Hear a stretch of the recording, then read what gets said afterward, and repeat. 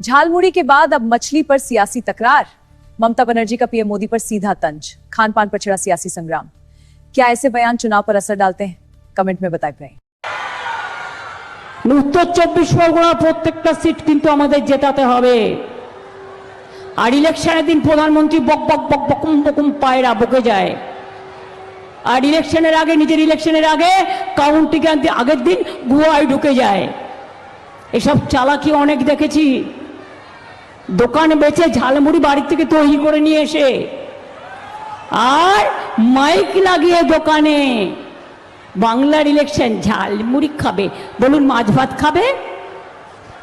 মাছ খাবে না, ভাত খাবে না, মাছ খাবে না, ডিম খাবে না, মাংস খাবে না, তো কি আমার মাথা খাবেন না ওদের মাথা খাবেন? আমি বলি বাংলায় এসে সোনার বাংলা বলতে হলে বাংলার লোকেরা মাছে ভাতে থাকে, দুধে ভাতে থাকে। খাবেন নাকি একটু মাছের ঝোল, মাছের ঝাল টক, মাছ ভাজা, চিকেন কারি একটু করে দেবো? আমি নিজের হাতে রান্না করে দেবো। কবে খাবেন বলুন?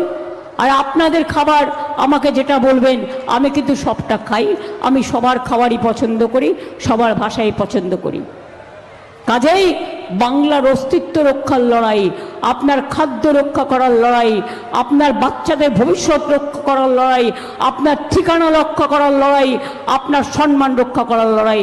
এই লড়াইয়ে আপনাদের জিততে হবে, মা মাটি মানুষকে জিততে হবে।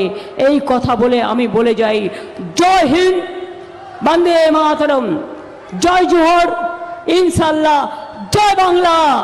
धन्यवाद। आप देख रहे थे कोशी वॉइस, भारत की आवाज। ऐसी ही सच्ची और तेज खबरों के लिए हमारे चैनल को सब्सक्राइब करें और जुड़े रहें।